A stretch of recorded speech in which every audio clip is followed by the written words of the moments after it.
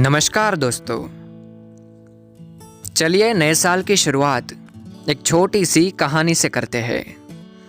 एक राजा था, उसका एक मंत्री था जिसका नाम जय सिंह था। वह बहुत बुद्धिमान तथा समझदार था। एक बार राजा के राज्य पर साथ वाले राज्य ने आक्रमण कर दिया। वह बहुत दुखी हुआ। वह अपनी जान बचाने के लिए गुप्त मार्ग से अपने मंत्री के साथ जंगल में पहुंच गया।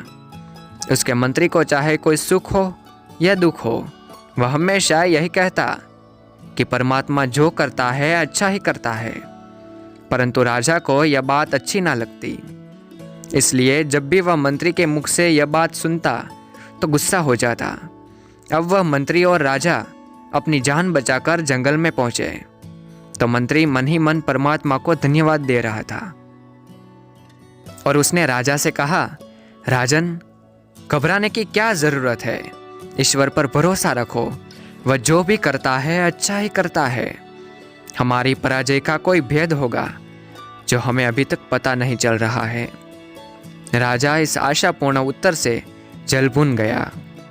उसने मंत्री से कहा, तुम्हारा परमात्मा कितना निर्दयी है।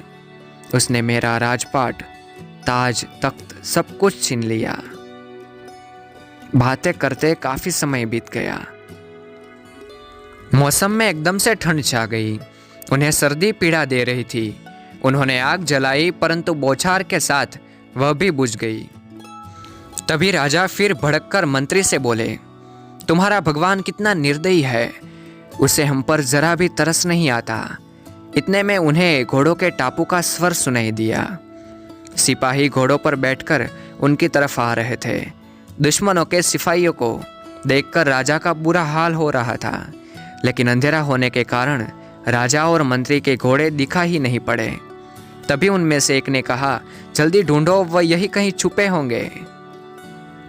दूसरे ने कहा, जल्दी करो, कल उन दोनों को फांसी दे दी जाएगी और हमें ढूंढने का बहुत सारा इनाम मिलेगा।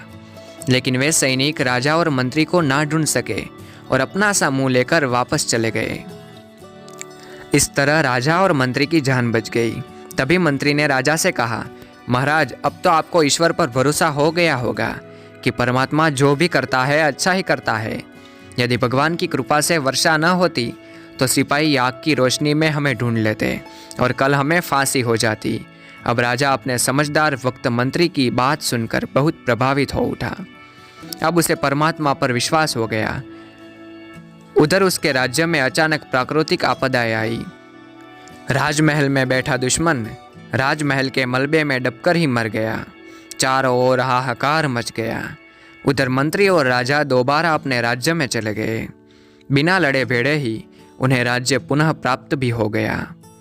तो चलिए दोस्तों, 2020 में जो हुआ उसे परमात्मा की इच्छा मानकर जो होने वाला है उसे और बेहतर और अच्छा बनाने का प्रयत्न करते हैं। नए साल में हमारा 100% लगाते हैं और अपने निर्धारित गोल को हासिल करते हैं। आखिर में आपके लिए 2021 ढेर सारी खुशियाँ और स्वास्थ्य लेकर आए, ऐसी ही शुभकामना के साथ मैं घनश्याम परमार विदा लेता हूँ। Stay happy, stay safe. जय हिंद, वंदे मातरम।